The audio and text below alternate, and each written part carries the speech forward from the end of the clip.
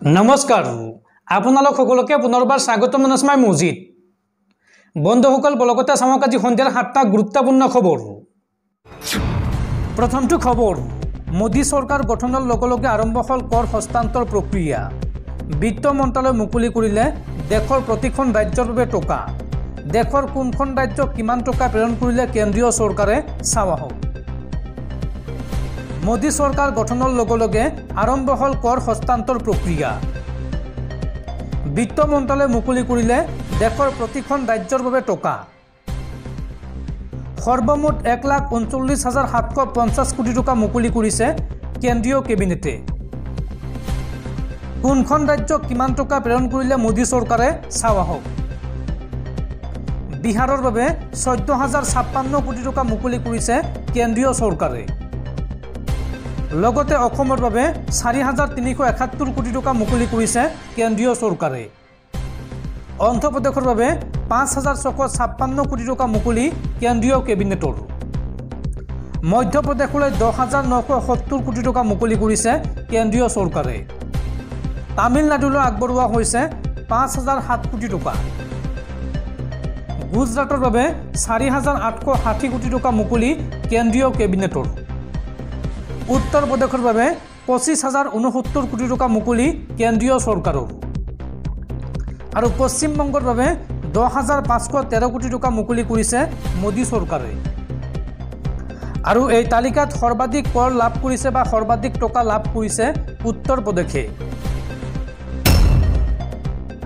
পৰৱৰ্তী খবৰ ৰাজ্যত পুনৰ সংঘটিত হৈছে আন এক ভয়ংকৰ ঘটনা এইবাৰ লামডিঙত খুৱাপাটিতে এগৰাকী 23 বছৰীয়া যুৱতীক গুলিয়াই হত্যা দুৰ্বৃত্তৰ ডিফুৰ লামডিঙত নিশা দুৰ্বৃত্তৰ গুলিত নিহত এগৰাকী যুৱতী নিহত যুৱতীগৰাকীৰ নাম ফুকৰি টিছপি বুলি জানিব পৰা গৈছে ঘটনা সন্দৰ্ভত পোৱা তথ্য অনুসৰি যুৱতীগৰাকীৰ আচল ঘৰ ডকমকা আৰক্ষী থানাৰ অন্তৰ্গত দেনগাঁও বিয়াৰত কিন্তু জ্যেষ্ঠ আৰু কনিষ্ঠ ভগ্নীৰ পঢ়া শুনাৰ বাবে এমাহ পূৰ্বে ডিফুৰ আৰলং লাংছত বাস কৰিবলৈ লৈছিল মৃত টিছপি আৰু সোমবাৰে নিশা হিন্দী খান্দি ঘৰৰ ভিতৰত প্ৰৱেশ কৰিছিল দুৰ্বৃত্তই শূন্য দূৰত্বৰ পৰা গুলিয়াই হত্যা কৰে ফুকৰি টিছপিক হত্যাকাণ্ডৰ কাৰণ বৰ্তমানেও জানিব পৰা হোৱা নাই ঘটনা সন্দৰ্ভত উক্ত স্থানত ইতিমধ্যে আৰক্ষী উপস্থিত হৈ আৰম্ভ কৰিছে তদন্ত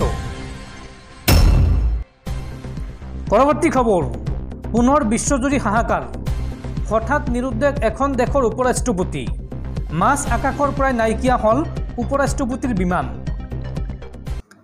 আকাশৰ পৰাই হঠাৎ অন্তৰ্ধান হ'ল এখন বিমান উপৰাষ্ট্ৰপতিৰ সৈতে 10 গৰাকী লোকে যাত্ৰা কৰা এই বিমানখনৰ সৈতে বৰ্তমানলৈকে কোনো ধৰণৰ যোগাযোগ কৰিব পৰা হোৱা নাই পূব আফ্ৰিকাৰ অন্তৰ্গত দেশ মলাৱীৰ উপৰাষ্ট্ৰপতি চাউলছ চিলিমাৰ সৈতে চৰকাৰী শীৰ্ষ 10 গৰাকী বিষয়া উক্ত বিমানখনত থকাৰ কথা সদৰি কৰিছে প্ৰশাসনে মঙলবাৰে পুৱা 9 বজাত যাত্ৰা আৰম্ভ কৰা এই বিমানখন দুৰ্ঘটনাত পতিত হোৱাৰ আশংকা প্ৰকাশ কৰিছে ৰাষ্ট্ৰপতিৰ কাৰ্যালয়ে এতিয়ালৈকে বিমানখনৰ দুৰ্ঘটনাৰ সন্দৰ্ভত কোনো কথা আনুষ্ঠানিকভাৱে প্ৰকাশ কৰা নাই দেশখনৰ চৰকাৰে কেইবাটাও উদ্ধাৰকাৰী দলে বিমানখনৰ অৱস্থিতি ধৰা পেলাবলৈ চেষ্টা কৰি আছে যদিও সফল হ'ব পৰা নাই উক্ত বিমানখনত মলুৱাৰ ৰাষ্ট্ৰপতিগৰাকীয়েও যাত্ৰা কৰাৰ কথা আছিল কিন্তু অন্তিম মুহূৰ্তত এই যাত্ৰা বাতিল কৰা হয় বিমানখন দেশখনৰ উত্তৰ প্ৰান্তত অৱস্থিত জুজু নামৰ প্ৰদেশখনত অৱতৰণ কৰাৰ কথা আছিল যদিও লক্ষ্যস্থান পোৱাৰ পূৰ্বেই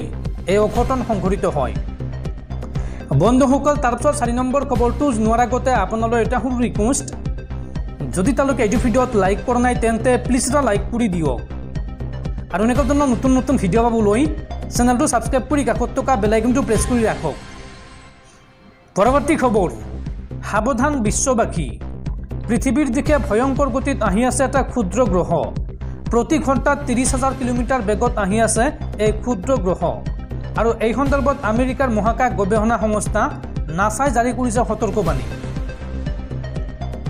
পৃথিৱীৰ দিশে আহি আছে ক্ষুদ্ৰ গ্ৰহ প্ৰতি ঘণ্টাত 30,000 কিলোমিটাৰ গতিবেগত পৃথিৱীৰ দিশে আহি আছে এই ক্ষুদ্ৰ গ্ৰহ এই সন্দৰ্ভত নাছাই জাৰি কৰিলে সতৰ্কবাণী নাছাই এই গ্ৰহটোৰ নাম দিছে 2024 CR9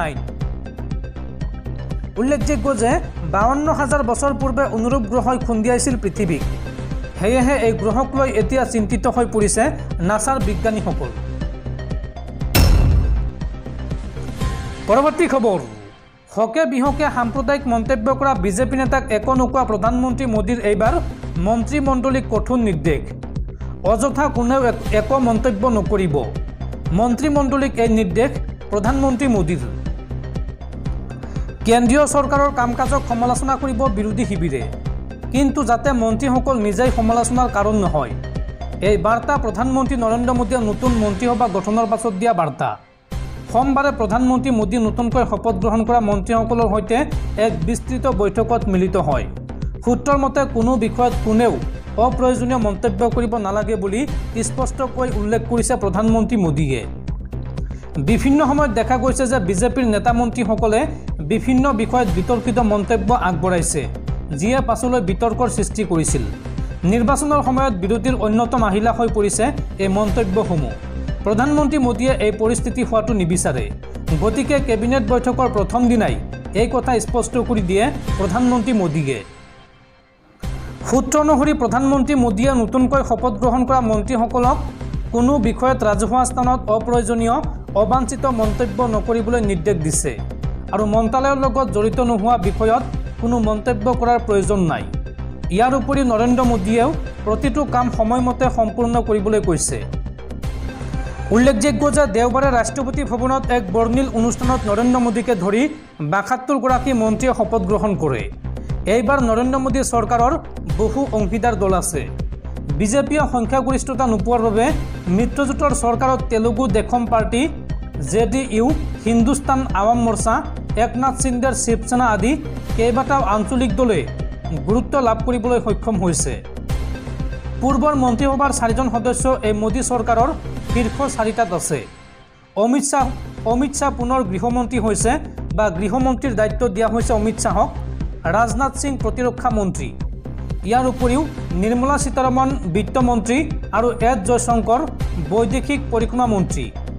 ইয়াৰ উপৰিও বিজেপিৰ সভাপতিৰ পৰা মন্ত্ৰালয়লৈ উন্নীত হোৱা JP নাড্ডাই স্বাস্থ্য আৰু পৰিয়াল কল্যাণ মন্ত্ৰালয় লাভ কৰাৰ উপৰিও তেওঁক ৰাসায়নিক আৰু সাৰ মন্ত্ৰালয়ৰ দায়িত্ব দিয়া হৈছে। পৰৱৰ্তী খবৰ, পদত্যাগ কৰিলে চামগুৰি সমষ্টিৰ কংগ্ৰেছী বিধায়ক ৰকিবুল হুছেইনে। বিধানসভাৰ অধ্যক্ষৰ হাতত প্ৰদান কৰিলে পদত্যাগ পত্ৰ আৰু লগতে বিধায়িনী দলৈ বিদায় দিলে ৰকিবুল হুছেইনক।